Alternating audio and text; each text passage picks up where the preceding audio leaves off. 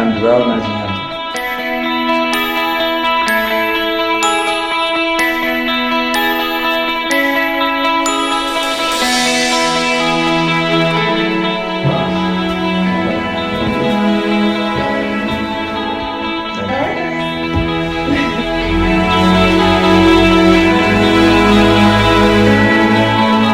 This is Najee. Okay, so today we're talking about merch. So I have Najee Talks merch, just my normal logo for sale. You know what I'm saying? We got the link in the description. We got mugs, we got shirts, I got hoodies and sweaters. You're gonna see me wearing these from continuing on. May not be any certain episodes coming up, earlier ones, but as they go on and as I do my mid rants, you will see them. And so if you would like to purchase them, please, it's a description. The link will be in the description, and please support as much as you can. Thank you very much. Hello, I'm Adrien Sebro, and this is Najee Talks, where I bring people on here. We discuss under the umbrella of lifestyle. We brainstorm, and I have them come on the show, and we talk about that topic that we brainstormed. Today we have Dr. Adrien Sebro. Welcome. How you doing? Thank you for having me. Please tell people something about you. So, my name is Adrien Sebro. I graduated undergrad at UCLA, my bachelor's, and I went to grad school at Columbia University on my master's degree, and I recently just finished my PhD at UCLA in cinema and media studies. Doctor. Yeah. 3 degrees. Yep. And in the fall, I'll be getting a professor appointment at University of Texas at Austin in the School of Communications. Oh, that's dope. Congrats. Thank you. I appreciate it. Thank you. All right, so ready to get started? Yeah. All right, let's go on for the first question. So, Adrien, did you or someone close to you have a mental disorder?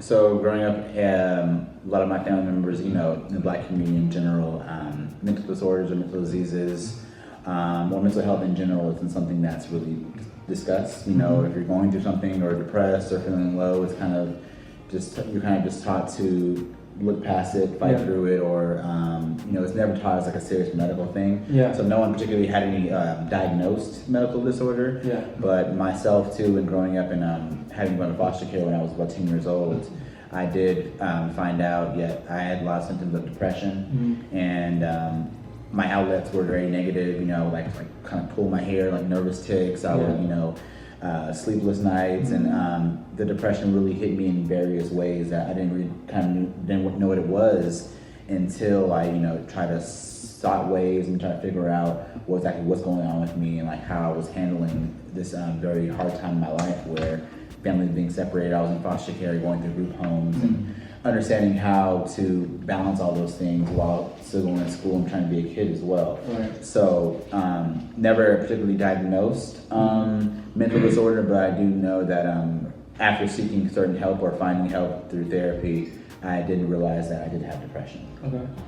So I can say still, because me and my siblings, we all were adopted as well, but we were lucky enough to be adopted within family. Yeah. So we stayed close, but we also had like that empty feeling of like not having those parents around, and like so our father, he had killed himself when we were like really young. I was like elementary, and but yeah, so basically I had like a really long time of like resenting him. Yeah. And it took me all the way until maybe like third or fourth year of college to finally forgive him. I think it might have been like fifth, because I had a heartbreak, and so I like basically kind of like spiritually talked to him, and he gave me some guidance, and then after that I kind of like understood what his whole issue, what he had going on with his life. Cause I kept just learning stuff, and it made it worse. But then like after that, it just like kind of like cleared it. Yeah. But yeah, so I get what you're saying. Like even with like the depression thing, like, cause it's like when I was like heartbroken, like even like when I was working in the laboratories, like doing like phlebotomy and hematology and stuff like that, and like I would act out, and like the higher ups, the ladies, the women, black women, they didn't even like try to see what was wrong with me. They made it seem like a black man can't have issues. Yeah. And they didn't even care. Like, nobody wanted to even ask me what was wrong. They just thought I was acting out. Yeah. Like, and nobody even tried. Yeah. And that's the hardest part about all this things about mental health is that folks so at times, just consider acting out, or you know, just kind of erratic, or just kind of over emotional, or angry or upset for the moment. You're not realizing that, and I think a lot of times when it comes to mental health or depression, we keep it inward. Yeah. And a lot of times that makes things go a lot worse a lot of times, because there's going to be a breaking point that kind of no human is meant to hold all this stuff in. Right? Yeah. And for me, in my situation, my siblings and I were separated. My mother and father separated. My mother had another man, and then came drugs and abuse and everything like that too. So even then,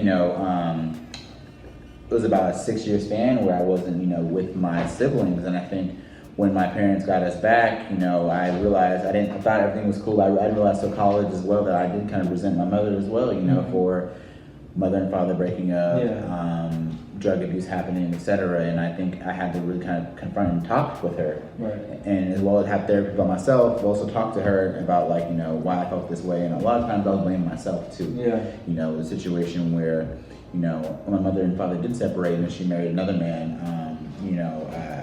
I used to blame myself, like, oh, what could I have done more? Could I have said something? But I was only 10 years old, and I held on this to myself, and among friends and other people, I hid it. So everyone thought everything was great with me. But when I was alone, back home by myself in solitude, I couldn't sleep, barely ate, and it was really eating away at me until I kind of was able to seek help. And my battle with therapy or seeking help was, I'll go for a couple sessions and leave in 2 or 3 years and come back again, it was a constant battle, like, oh, I don't need this anymore. But I'm realizing now that it's something that I don't think, it's never shameful to seek help.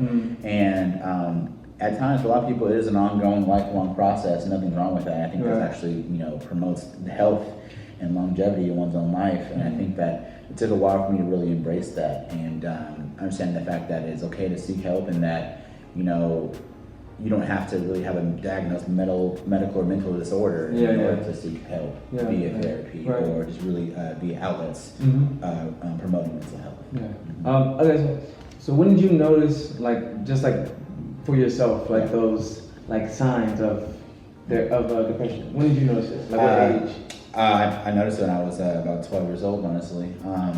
Really, because at such a young age, I'm a middle child of 5 children, so really big family at such a young age, being kind of displaced with all of them, and then still having to kind of go to school and act like everything's okay, don't want people to take pity on me, right? So I realized I was masking a lot of things a lot of times, and I realized that when it came to things going out, my family is very poverty stricken. I can't afford to go out with them, so I see them at school as much as possible, have fun with them, then I don't see them again until the following Monday.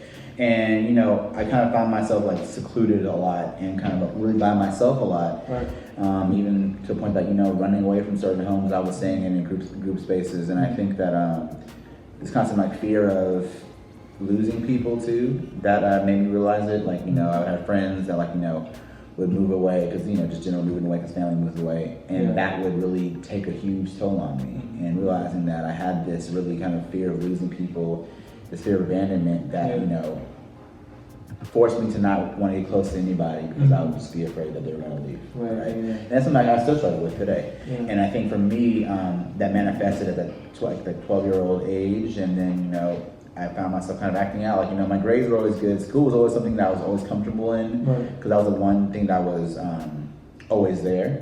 So for me, when I was at school, I was my kind of safe place or safe space. But I realized that even being at school, and if I didn't understand the material, sometimes I would kind of just be aloof in class, not listening, just kind of just have the blinders on, and then to the point that it got me into really serious academic trouble, and to the point that I had go to court order therapy because I was looking at a ward of the state. I go to therapy, and to me, we would just be playing games, and therapy was nothing. But I didn't realize that it was actually kind of a longer process of working on what are these things that I'm battling inside, and not even a matter of how can I overcome them, but how do I know to work with them, and how do I understand them so that I can be able to understand why I react certain ways to certain things. And so I think that was the largest part for me, to kind of realizing, kind of having to be forced into therapy or mental health care, that like made me realize that you know, always seeing them going through or feeling, they're not just in my head for no reason. Right. You know, I have a lot of trauma that really caused these things that I block out, but really, you know, as much as you block it out, it's going to come out in different ways. Yeah. Okay, so what age did you act? Well, I mean, all right. So tell me more about that. The court order there. Tell me more about that. Yeah. So it went into when I was kind of leaving certain foster homes, and I did become like the in a what's called kinship care. With it was like a, you know, somewhat of a family member as well took us in. Part of the order for that was, you know, in order to, you know, continue going to school you want to go to, you have to do like some court order therapy because, you know, as a kid, you know, from 10 to 12 going through such trauma like this, you know, there are things you're going through that, you know, your other classmates and friends wouldn't understand. Yeah. So, and part of, you know, me being focused in school, like, you know, I had no focus because of like I had no outlet of all these things I'm talking about. I can't talk to my friends at school about this, or I was too embarrassed to really. So they're saying, as part of the court order therapy, like, you know, not even saying anything was wrong with me. They're saying to go to therapy to make sure that wasn't the case through, like, you know, Department of Children and Family Services. Yeah. So with that, I was required to go to therapy. I believe it was once every 2 weeks. I went for a period of about 8 months, once every 2 weeks, and then like I kind of, I guess, passed an evaluation of being able to, you know, being a kind of like a sound mind. But I realized too, a lot of it sometimes was me faking about being or feeling okay. And a lot of it was, you know, like there were moments that, like, you know, I saw the benefit of it, but largely I'm like, you know, I don't need this, nothing's wrong with me. And I think that's the type of rhetoric that needs to be pushed away, that something's wrong with me type of rhetoric, that, like, you know, seeking help for mental health is a problem, or, you know, it's a stigma around it. I think that needs to be diminished, because I think if I, looking back, thought, you know, this isn't something to be like ashamed about or something wrong with me, I think I would have stuck with it longer, and I think my life would be even different now. You know, I'm in it now.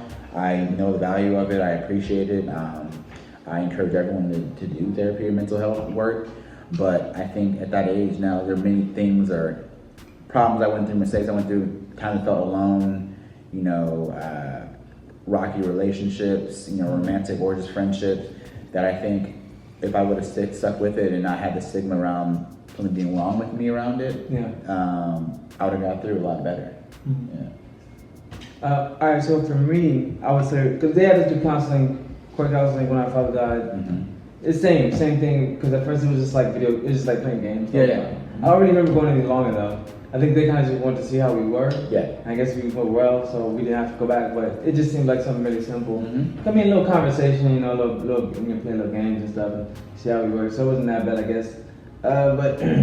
But like one of the hardest things that for us, like, because like, you know, like at least you had your mother that like now you can like still go back and talk to her.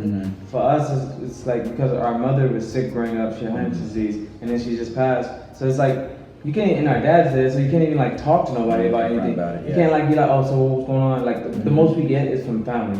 So like on my mom's side, she had a very close sister. She's always telling the stories.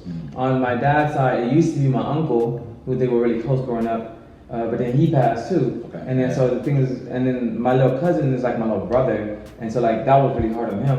And then what kind of made it hard was when he died, I was trying to like, you know, I was like, you know, I was crying. Then he calls me.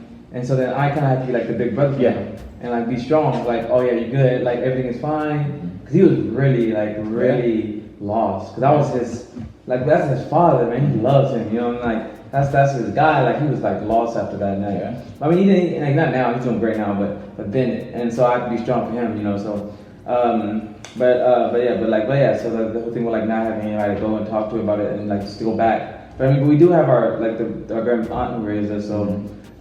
So what I do is, so I think about a lot of stuff that happened when I was growing up, and I just talk about it with her. I talk about stuff that she like happened with me with her, and stuff that happened with her and Dom, and just like we talk about it and chop it up. But like anytime she's just don't like to admit it, and that's like the hardest thing. Cause I'm telling her like she's just like well, I mean, she tried to, like, of course, use excuses like, well, I didn't know, and I'm like, Mom, I get it, I know. I try to say like, first off, I get it. We were the first children, and you had two, and you had a rough time before you even had that, so it's kind of like hard, like dealing with that huge transition in life. And Dom was the oldest, so always the first one's always gonna be the hardest, and I was the second. You know what I'm saying? So it was always like Dom was the one that she would like you know what I'm saying, like he had the worst treatment, and then I was of course the spoiled one. And so that was like a lot of the issues going on with that growing up. And so we had to deal with that, a lot of the conversations with that going on. And then I would talk to my mom about it and stuff like, oh yeah, you did this, like, she's just like, but whoop, whoop, whoop. And I was like, but yeah, but like, I get it. I just want to talk about it. Just say it happened. Don't try to ignore it, ignore it and act like it didn't. Yeah. But yeah, so I mean, that's the most I would get out of that type of conversation. Yeah. I mean, it's like, but then at the same time, it's like, even with family, we don't really like talk about a lot of stuff for real, because like we just, I mean, sometimes some people do, people do, but like not everybody, because like on our dad's side, like a lot of people are really like nice and kind, and like, because they're from Tennessee, so they got that Southern hospitality about them, so they're just nice about a lot of stuff. But then like one person isn't, and so that's the person that's just like raw to everybody, whatever. But ain't nothing wrong with that. I like that. I like when it's like that. I take it all in. I learn every time I get a chance to get in those conversations, just being around them. But even like now, with me being in grad school, like I guess it's been twice. I actually got expelled the second time, but then I wrote a letter and got back and ended up getting suspended instead. And I just got back this summer. Okay. I'm going into my last year. Congratulations. Thank you. But and so the thing is, what's hard is this last year is like all clinical stuff. Yeah. So I'm taking care of patients and stuff, but it's hard because I spent 6 months not doing anything like that. I was in the warehouse for 6 months. Yeah. I had no type of like doctoral conversations. Yeah. Like nothing was on the level of where I am now. So you gotta hop back into it. And it was hard to hop back into that, because I went straight into just like, because at first in the fall I was doing like 2 days, 2 hours a day, so like, so that was it. Then classes.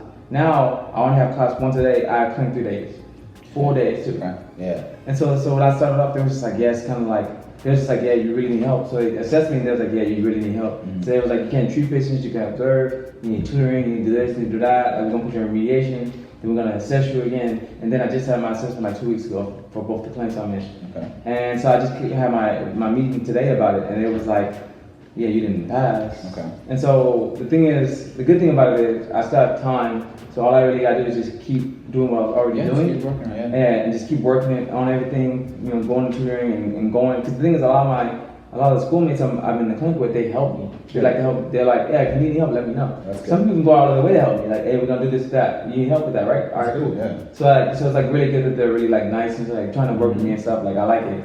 And then like some of them give, so like one of my clinicians gives me like mock patients. So it's like, and it's like, so it makes me think and make me add to do everything, and so it makes me think and everything. So I like that. But still at the same time, it's like, I think it's like a bigger thing is they're even telling me I should go to therapy, because we have a psychologist, a chiropractor, and a psychiatrist on campus, and he's cool. I just had his class, but so the lady I had to meet Wednesday, and then another clinician I'm under. They both said I should go see him. Okay. And the thing is, it's like, I mean, I get it, because I know I do. But it's kind of like that pride thing still gets me from like not doing it. Yeah. I know I need somebody to talk to, because I don't have anybody. It's really hard to just talk to people about. I mean, I can talk to them about it, but not everybody gets it. Yeah. Dave kind of gets it because he's been through like the medical level and like having to deal with like taking time off and like having to do things over and stuff. He kind of gets it, but he's not always that talkative about the stuff. So it's like so I really would need somebody that's like kind of like at least more willing to give me more like advice and stuff. Yeah, and I think too, largely, I mean, it all depends on the person, but largely it's not about someone who can honestly get it or has the same experience. It really is about someone who can objectively listen. Like just simply like kind of listen. Sometimes I realize all I need is someone to listen. Sometimes I don't want a larger opinion of something. I just want to get it off of just me. And talk about somebody who can, even if they can't relate specifically, they can offer, talking points to keep conversation going. And I think in this particular situation with chiropractor and psychiatrist, he for sure would know the process of, because he went through to get these degrees, this process of, working, schooling, everything like that, and difficulties of that. he'll be able to definitely give us insight on those aspects, Yeah. and as well as offer like kind of objective, like possible ways to work with the other issues you may be going through as well too. And I think that sometimes it's good. A lot of folks, for me, I do prefer a person of color working with me as like as a therapist, or doctor. But I prefer that. But I realize that when I have like consultations or meetings with different therapists or psychiatrists, I can kind of feel them out within like the first 20 minutes or so, like if we mesh or like if we connect. Cause like I realized my most recent one is this Asian gentleman, and although he's not black like me, he's a person of color too, who is a psychiatrist, and he had his own struggles as well too. Yeah. But I think for me too, sometimes it is refreshing to have someone that isn't exactly like me. You know what I mean? Yeah. Because I think that offers a different perspective, and it helps me grow and learn from others. And I think that even helps them learn from others too. Like it helps make them better professionals in their field as well, to be able to counsel people who aren't exactly like them. I think, and that to me, that I always like to get the energy and feedback from them, because it makes me realize kind of different points of view and perspectives on what I'm going through. And I think it's all about one's comfort. But I think when you're talking to a psychiatrist, even if it ends up just being a conversation, I think that would be something that can be fruitful for you. But yeah, you're right. It's pride. It's I got this on my own type of thing. I don't need help. It's all those things. But really, it never has to be that way. And I think that's a hard thing to realize too. Like all these systems and schools and education, all these things are set up. Of course, a lot of them, weren't set up for black men to be a part of, like professions or careers.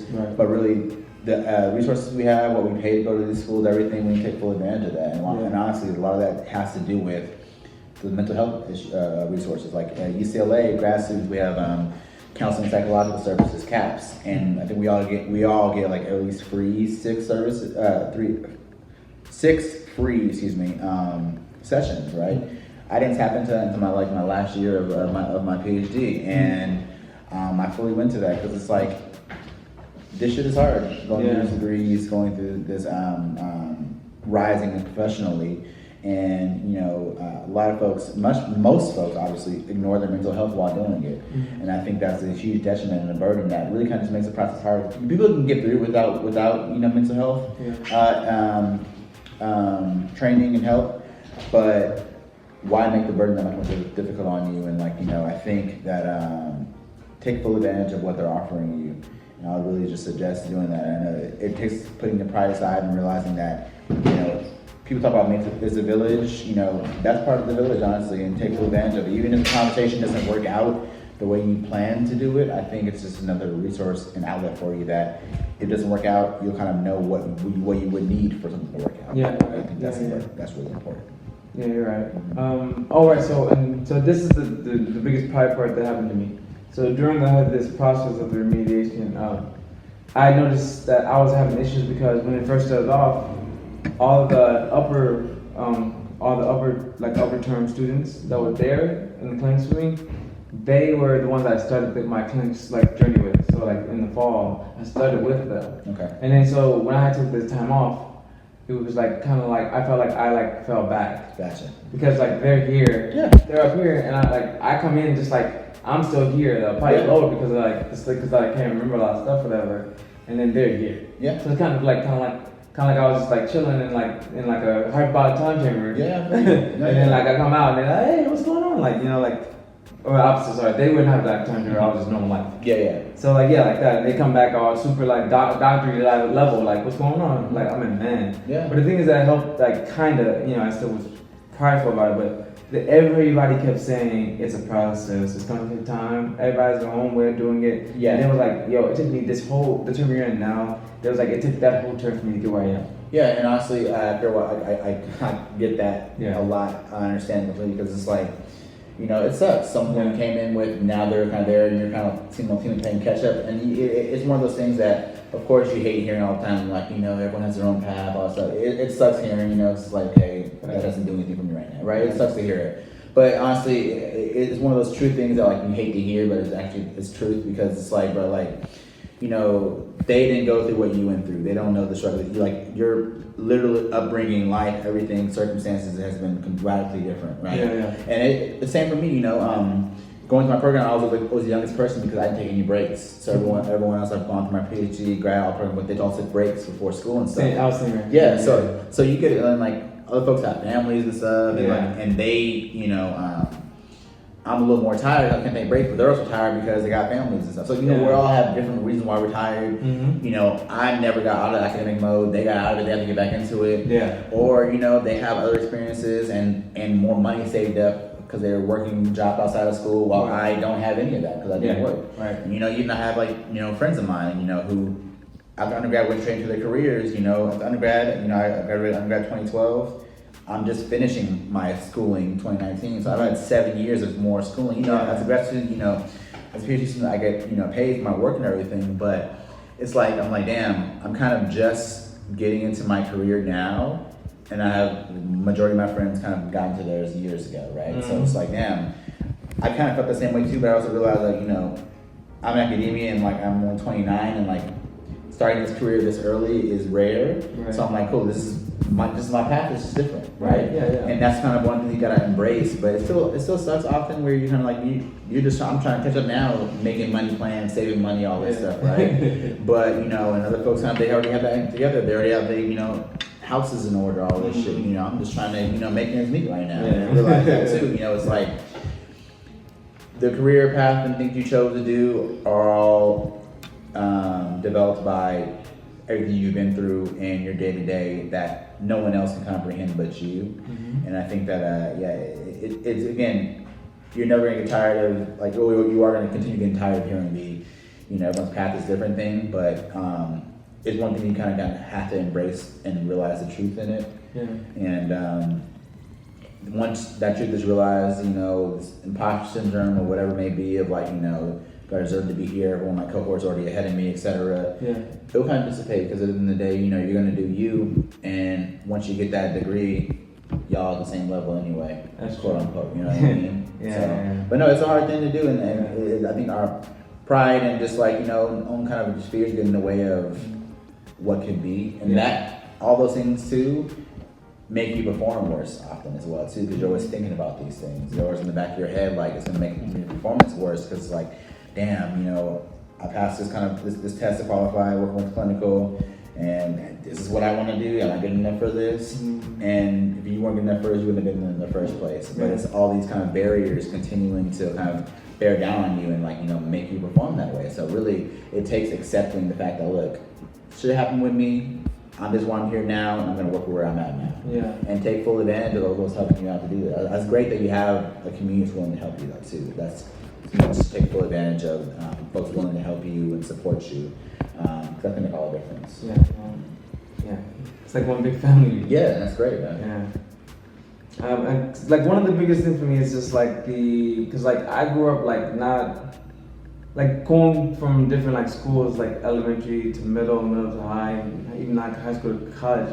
It was like I rarely kept the same friends. Mm-hmm. So I was kind of just used to not having like people that I knew that long. Yeah. So it's kind of like opposite of you. Like, you know, I was like kind of just stopped caring. Mm-hmm. And I was like, well, I just don't really care about keeping like friendship for a long time. Yeah. I'm used to them not being long. And so even when it came to like the schooling, because everybody's like close. So the class I started with, I think I was with like the first year or so before I fell back.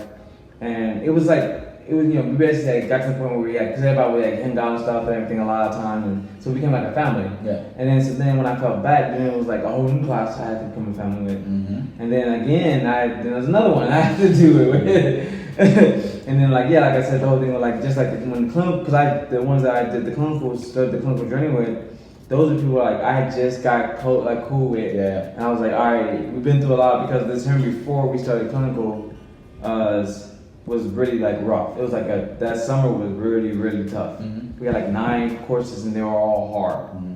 And then we had like other exams they wanted us to take, this exam, that exam, on top of the actual courses. It was a lot. So you had to like start over. And so then I had to start over. So I'm like, man, I don't really like know y'all like that. Like, so I kind of like sucked, but at the same time, it's like, I mean, I know I'm gonna have to, but it's like, luckily it's only a few classes. Mm-hmm. And it's like, luckily, I know at least maybe like at least 3 or 4 people in the class, so I don't really have to know everybody. Yeah. But eventually, it's gonna happen because we do certain things like we have like group assignments and presentations, and then we do this thing called radiology rotation for a week. We have a group, we get together in a group, and we spend the whole week in the radiology department. Okay. And so we have to do assignment stuff, group stuff. Mm-hmm. And so you eventually get close to those people, so that happens too. It's like always stuff that they have to do that eventually like form Kind of forced to get close. Yeah. That's good though. I mean, yeah. Yeah, I mean, because at the end of the day, that's kind of how it has to be anyway. So Yes, that's how it should be for sure.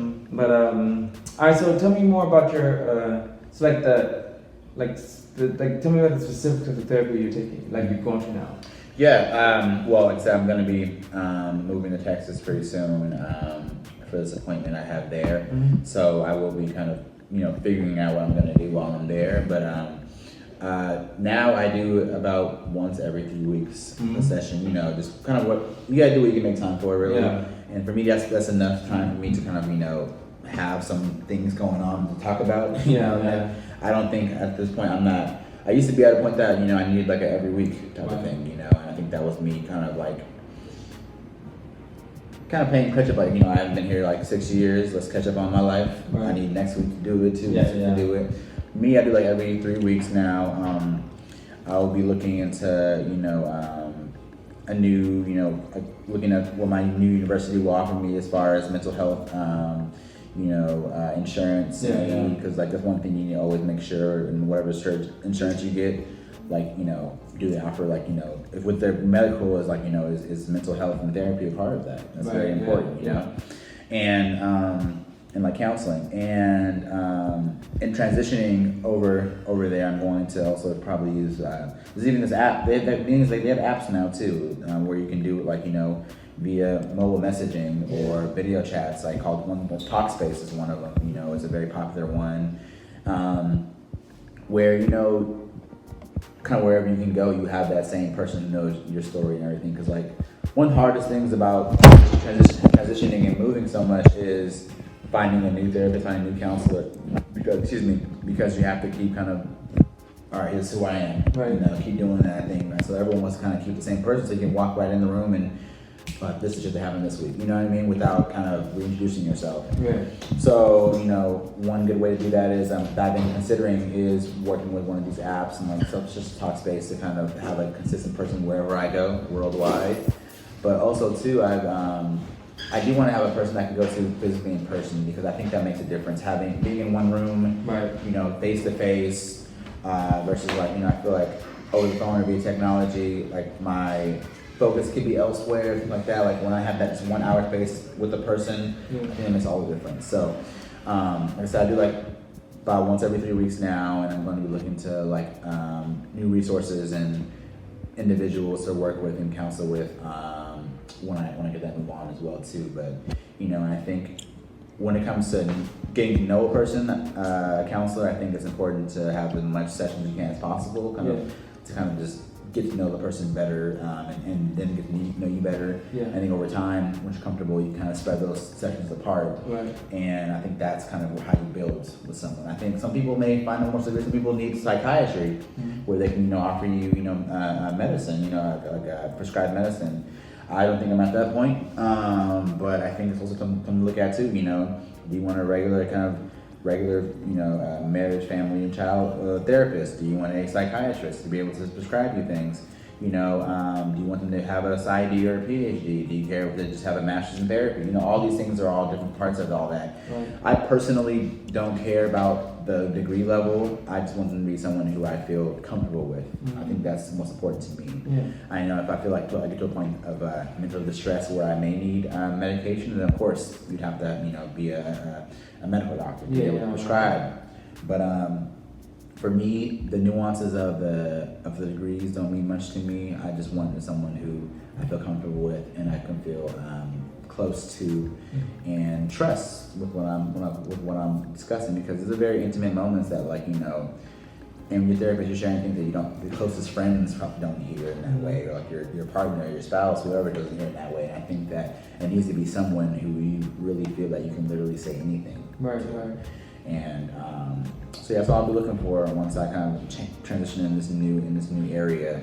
But I think my schedule of counseling now is really well, works for me, my schedule, and I think that it's been really good for me as far as like, being able to plan ahead and like, no, I can't do this day because I have this session, the hour session, and to me that is kind of more than enough time to kind of get right into it. Right. And often my therapist will say 1 or 3 words the whole time because I'm just venting. Yeah. Sometimes I'm like, I leave, I'm like, damn, he didn't say anything, but I feel great because I had to get all this off of me because no one else is gonna sit and listen to me for an hour, just go on and talk. Right. Sometimes I'll ask him a question and he'll be like, he'll bring it back to me and a question that I already know the answer to, but I don't want to be the one to answer it. The challenging.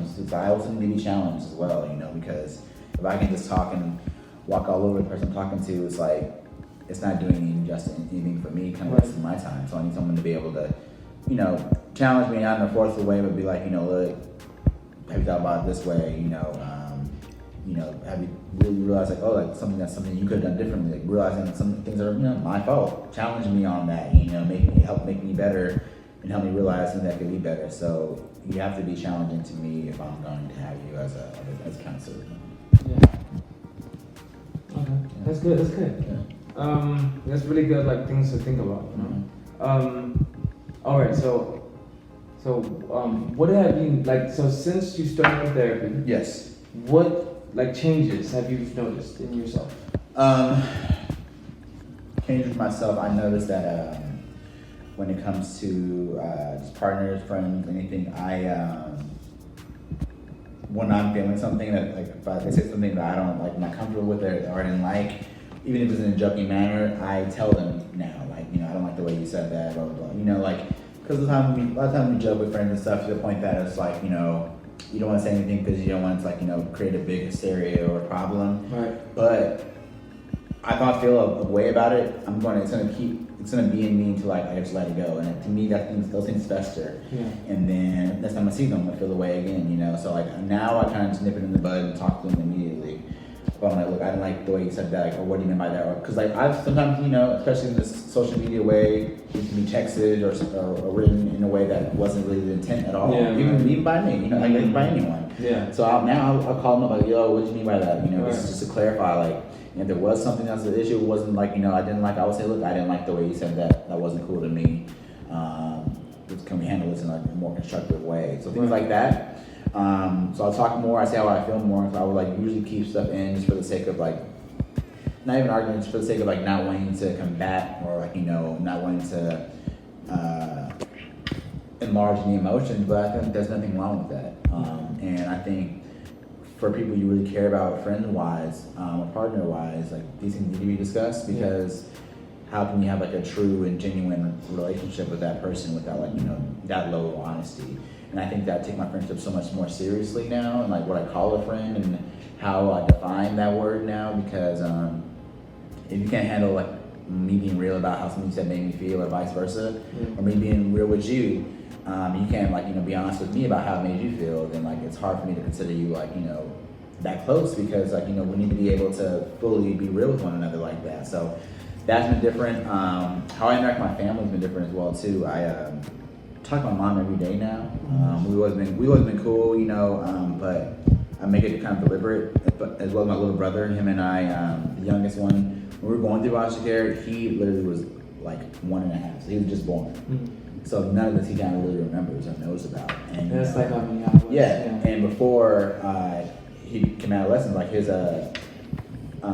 my stepfather, my mom's husband at the time, he was into drugs and everything. He was killed by a drug dealer when my little brother was maybe 2.5. My little brother never met him, doesn't know anything about him. So I have had to play that figure of a father. And my little brother's gonna be 18 next week actually. And so everything he's doing, everything I do, I know he looks at. And he wasn't raised with us, and he was kind of raised with godparents a lot, moved around a lot. And the 4 of us before him, we kind of all went through everything together. And he kind of was about 11 years my junior, so he didn't have to share things with all of us. All that was he went through a lot of it really kind of on his own. So I make myself available in all ways to be that kind of figure for him to look at and talk to, and because he really is by himself a lot, and a lot of people don't understand the things he went through. Even I don't, you know what I mean? Because I had a different circle, I was at an older age, but I realized although he didn't kind of go through these struggles to let us remember them, these things fester, especially as a kid, you know, like you may not know the root of them, but they're in you. And I think for him, so that's one thing that therapy has changed for me, is that I reach out to him like at least twice a week. You know, you need anything about how are you doing, blah, blah. He's about to, you know, start community college in the fall. So I'm like, you know, cool, get your laptop, get you settled. And he follows a lot of things that I do, even, you know, when I don't want it to be that to be the case. It's like this one of the cases I have to deal with. So I make sure that I'm looking at everything I'm doing as far as like how I treat people, how I handle myself, what I look like, how I dress, all these things, you know, that he will pick up. Right. And I think for him, a lot of adolescence was taken from him, so he absorbs those things a little differently, right? What else? School, well, thankfully I'm done now, but really how I handle work is different, you know. I don't procrastinate as much anymore, and I also kind of, if I have a large project, I do portions of it every day and give myself breaks, right? I used to just kind of push head on through, jump into everything, and, you know, it will affect, you know, it'll impact, like, you know, how the quality of my work. So now I take time to do it. I pace myself, and it keeps me from overstressing, keeps me calm, and it keeps me from like really creating, you know, quality work. And also my partnership. Her and I, like, we're even closer now too, because I'm able to, like I said, I'm even more honest about everything, you know, and I'm more willing to talk about things when things aren't right. If I don't feel something that's cool or nothing that was said, or vice versa, you know, like I will say it. And I used to hold grudges a lot, where someone said something to me and I would be angry about it. I let those go now. You know, I don't like holding things over people's heads. If someone did something wrong to me, I used to be able to, like, you know, hold over their head, you know, but to me, that's also like, that's me holding negative energy as well, right? And that's nothing good for me either. So through therapy, I also learned to kind of let those things, not let them go, but forgive and move forward and talk about the things, especially in the most uncomfortable spaces, because, you know, if not, it's going to fester and it's going to come out years down the road, who knows, you know? And none of that is worth it for me. And I think that I'm learning that now, that all these things I've kept in so long, from when I was like 10 years old, you know, went to my first couple of therapy sessions, I just was crying for like 45 minutes, and I realized, like, I never let it all out. You know, I let it all stay in here, and I can't do that to myself anymore, because it affects everything about my life. And you know, it really has my anxiety on 10, and that's one thing I'm working on too. Like, you know, I'm very anxiety prone because, like, all the loss and displacement I've gone through, and so this is helping me work on that too. That's great. So I'm very thankful for it, and I think that, you know,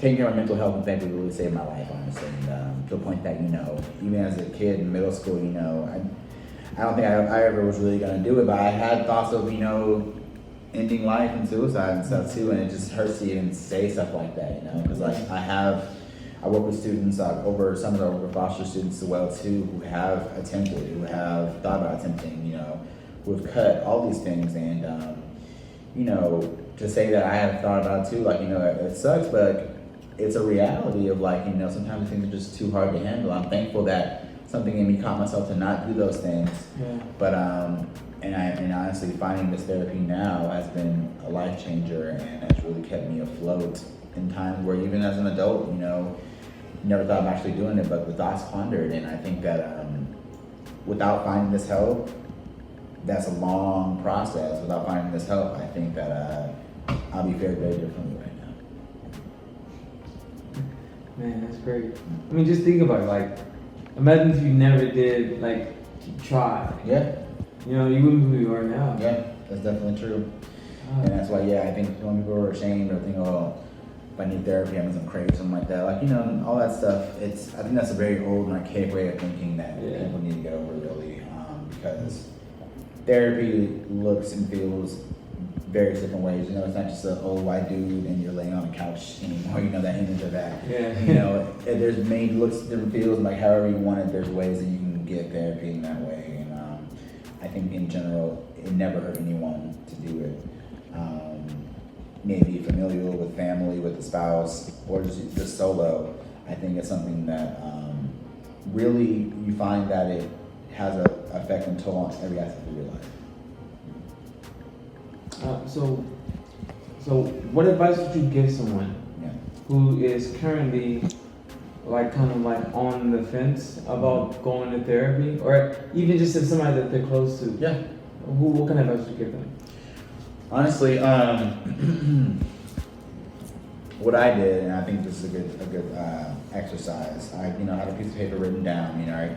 And I talked about, I think I wrote down, and I kind of do this a lot with myself, so I kind of make lists of random things.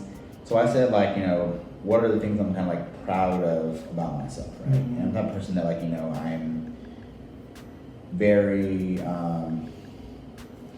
I don't know, like people call it humility, but I don't I don't like to celebrate myself a lot and things I do, just because I'm always kind of wary of people thinking I'm better than somebody or my fear of it being taken away from me, right? Mm-hmm. So I'm wrote down the things I'm kind of proud of myself or what I've accomplished thus far in my life, right?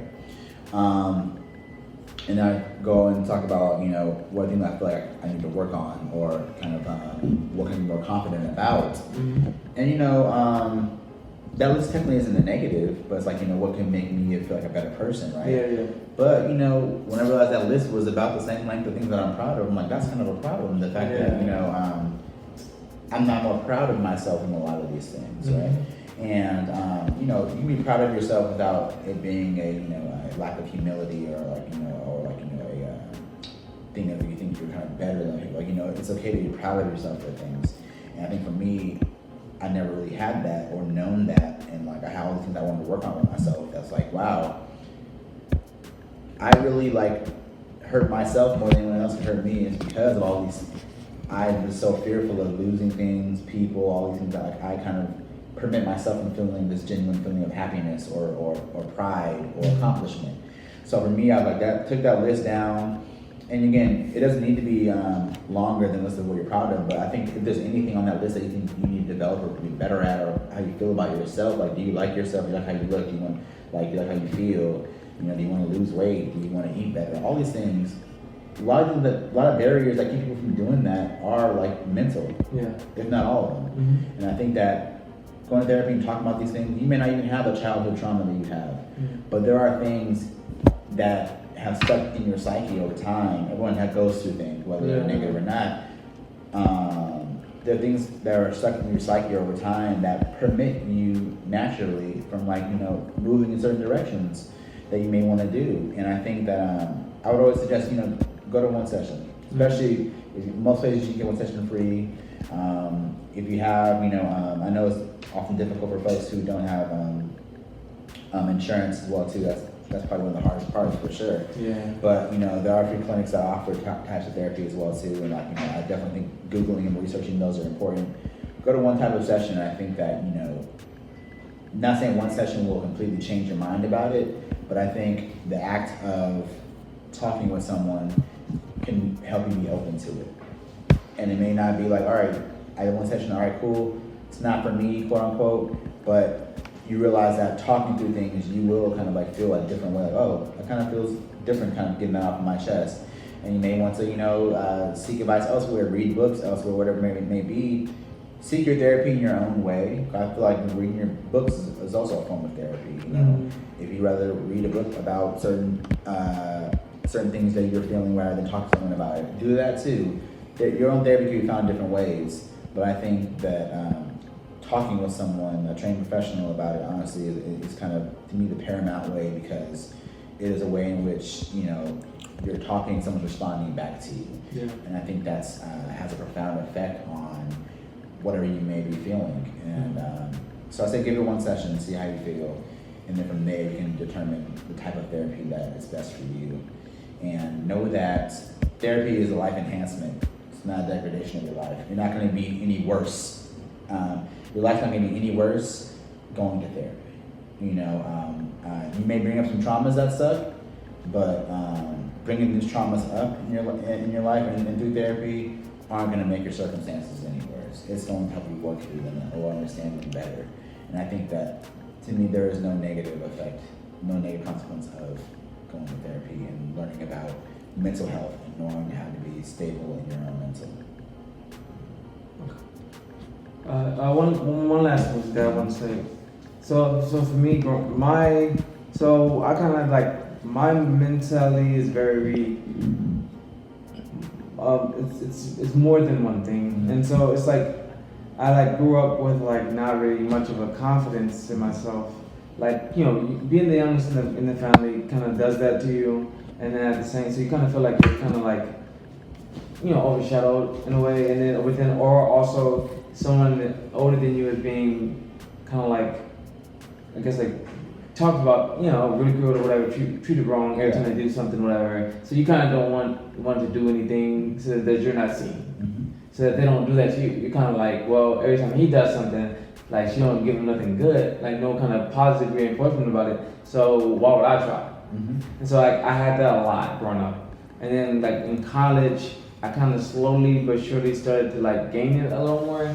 Probably not until like maybe like the middle of my 6-year career at undergrad, I started to like get more confident. But that was only because I was in a relationship. And so like, you know, it was a great relationship with that. So like that would build the confidence, and then like I had great friends and stuff like that. So it was always just like good. And so that kind of helped with that. But then like that last year, the heartbreak happened, and then it was like, it kind of like, you know, kind of made it. It was like a bittersweet year. Yeah. Because it was like that part was hurting, whatever. But at the same time, I kind of learned more about myself because I was by myself. And then I didn't have any friends to like talk to about what was going on because nobody understood it. Yeah. Because it was all like they didn't get what was going on. Like now they get it because they've been through it. But like then I was the only one that did it. Yeah. So nobody got it. And so I was like there just to myself. But then like I also was like, you know, I've learned a lot. Like my creative side sparks through it. I mean, kind of makes sense though, through drama. Yeah. I mean, through trauma or whatever, anything that happens in your life, emotional, can build the creative mindset or whatever. And then like even like being in the school, even being in a doctoral program. I mean, it's not like a big thing to me. I don't really care about the titles. I don't really do it for that. I don't care about the name. But it was like everything kind of just, you know, kind of just like kind of just went and flowed as it is, whatever. And it's just like, I don't know, for me it's like kind of realizing at this point now, it's like, you know, I need to do, like not like I need to do more, but kind of like, cause I've always like really had an issue with like worrying about what other people think. Yeah. And then I kind of like, you know, when I got out of it, but then like I kind of still have it a little bit, cause like even during the assessment, one of them, someone was telling me something, and I knew he was wrong when I was trying to do my assessment, my whole thing I had to do, and I second guessed myself just because he was talking. Yeah. Yeah. Yeah, and I was like, and I knew it. Yeah. And then I just started going berserk in there for no reason. I was cool the whole time until that happened, but I let him get to me. Yeah. And that was my issue. Yeah. So and so the thing is, just like I get it. It's like I need to, you know, just like really just need to be more like adamant about my own thoughts and my own guesses, because I knew what I knew. Yeah. There was no reason for me to, you know, listen to that guy. But I chose to listen to him, and that was my fault. Yeah. And then after that, that's how I messed up. And the thing is, I'm glad it happened now, because then I learned my lesson, and now I can do better, and they'll give me a chance to keep going and do better. But I mean, but if it was real life, it could have been really bad.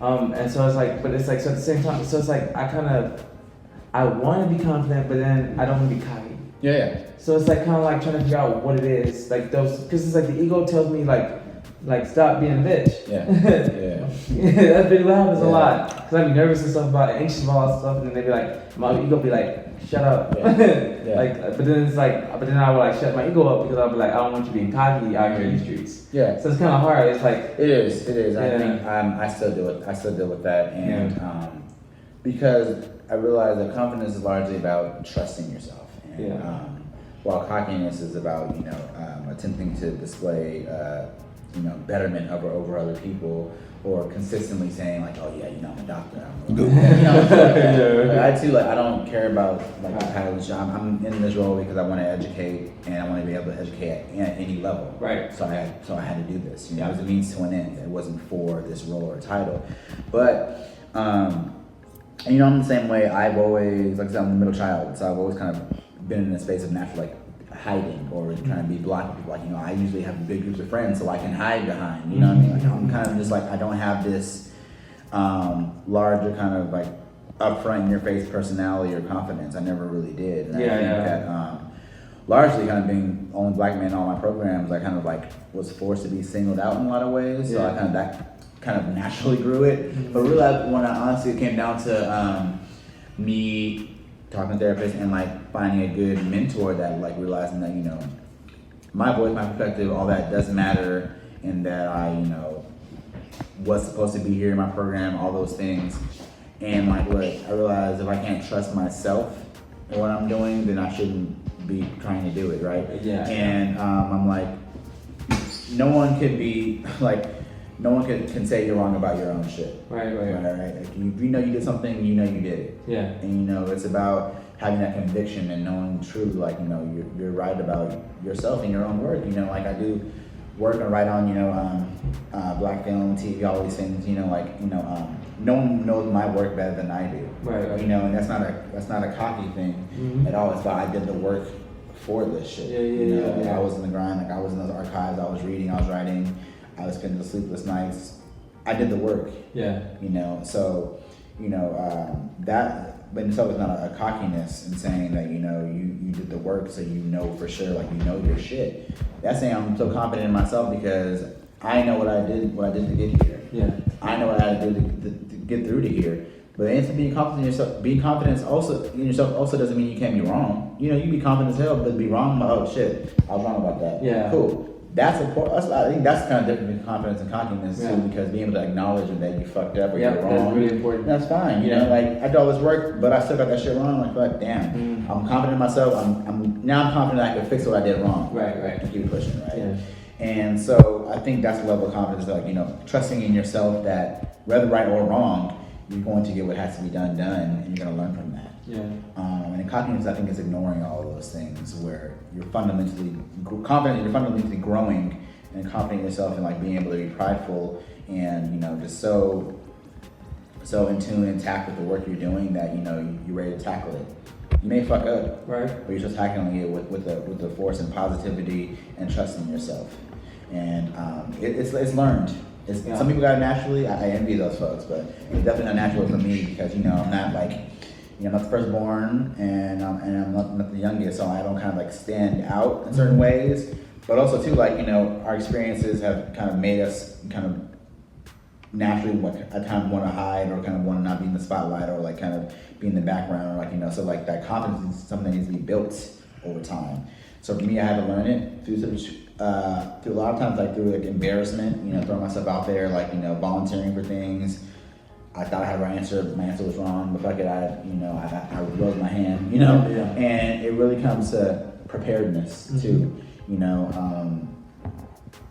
Come to this program now and then, like, you know, like I feel like I had to work 10 times harder, and so I had to read, and, you know, I read very slow, so like I gotta take more time to read these things, you know. I gotta take more time to understand and comprehend and bring a dictionary out to understand that word, you know. Right. But when I got to class, I was confident because I did the work to do that. Yeah. Right. And so when it comes to the situation where you, like, you know, you trusted someone else's instinct over your own, and I think that's largely kind of what shook things and made it seem like bad. But I really knowing yourself and being able to actually even confidently say you're wrong is a thing as well too. Like, you know, I'm confident in my work, but I also know that, you know, I wasn't that good on that section, so I think I'm probably wrong there, right? Yeah. And I think that would be a way to kind of balance that and work on, like, you know, it's about trusting yourself, and that's one thing that comes with mental health care is that, like, you know, trusting yourself is a huge thing. Yeah. You know, I didn't trust myself for a while. I was not confident in myself.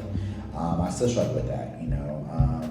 Still struggle with, like, you know, this image, ability, and, you know, deserving. Like, do I deserve to be here? Do I deserve to be teaching kids? Like, you know, like, are they crazy giving me this job? All this shit. Right. It's really a matter of being prepared enough, and then, like, you know, working on, trusting yourself, the fact that, look, I'm so damn prepared for this, and whatever's going to happen from this is going to happen. And that's how it's supposed to happen, because I cannot be more prepared. So let me go into this confidently, like, look, I may not know that much about this part, but I know about this, I'm speaking on this, and being honest with yourself too, like, look, I don't know that part, I'm gonna look more into that, and be better for it next time. Yeah. And, but yeah, that all goes to really loving yourself as well too, caring about yourself enough as well to not, like, hurt yourself. 'Cause, like, when people don't trust themselves enough, like, that's hurting themselves. That's like lack of love for yourself and care for yourself, which over the years I've done detriment to myself by not loving myself enough, right? Yeah. And it came out in school, relationships, friendships, everything. But when I started to gain that, it's still work in progress, I realized that, man, I trust myself and I'm confident in myself. I got this. I'm going in there with confidence. Yeah. I started performing a lot better. I still fuck up at times, but I'm performing better because I'm like, it's different energy you're walking into the room with. Right. And it takes kind of knowing these things about yourself, like, damn, I'm in therapy talking to my therapist, I'm like, damn, I probably didn't love myself that much. I wasn't confident about myself because I don't let myself ever be the focus of my thoughts. Right. I'm always thinking about my family, not letting them down, doing what I can to do. Like, first person to graduate college, I can't fuck up because of them. Right. But what about me? Right. And I think that you realize that you have to think about you, and that's the first step in that process of building and learning confidence. That, like, you need to worry about you, and not saying abandon everything else, but you literally cannot be there for everyone else and do things for everyone else if you don't have yourself in order. Right. And that was a hard thing to learn. Still learning, work in progress, and coming from a family of 7 and working on, like, everyone asking me for things often, I can't lie, there's a pride in that, like, wow, they trust me so much, but there's also a fear in that. I'm scared, like, what the fuck, something happens to me, my family gonna be okay? All these worries come up with it too, but it made me realize that, like, let me do what I can to make sure me is good. Mm-hmm. So I want to think about it in that way. Yeah. This is amazing. Yeah, I appreciate the conversation. Yeah, I appreciate it. Thank you so much for coming in. Always, brother. Thank you. I appreciate the time, and I really just everything I say, it's not. I think everyone interprets or takes therapy differently, of course. So none of this is law, it's just my experiences, and really, I just hope that with my experiences and talking about this, maybe someone hears it, maybe someone thinks about going through a session or whatever it may be. But it's helped me immensely, and I think that I'm very thankful for what it has brought out of me. Yeah.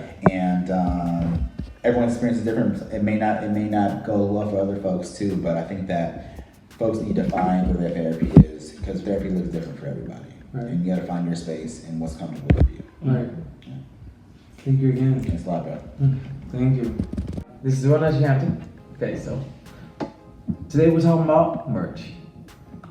So I have Najee Talks merch, just my normal logo for sale. You know what I'm saying? We got the link in the description. We got mugs, we got shirts, I got hoodies and sweaters. You're gonna see me wearing these from continuing on. May not be any certain episodes coming up, earlier ones, but as they go on and as I do my midweek rants, you will see them. And so if you would like to purchase them, please, it's a description. The link will be in the description, and please support as much as you can. Thank you very much.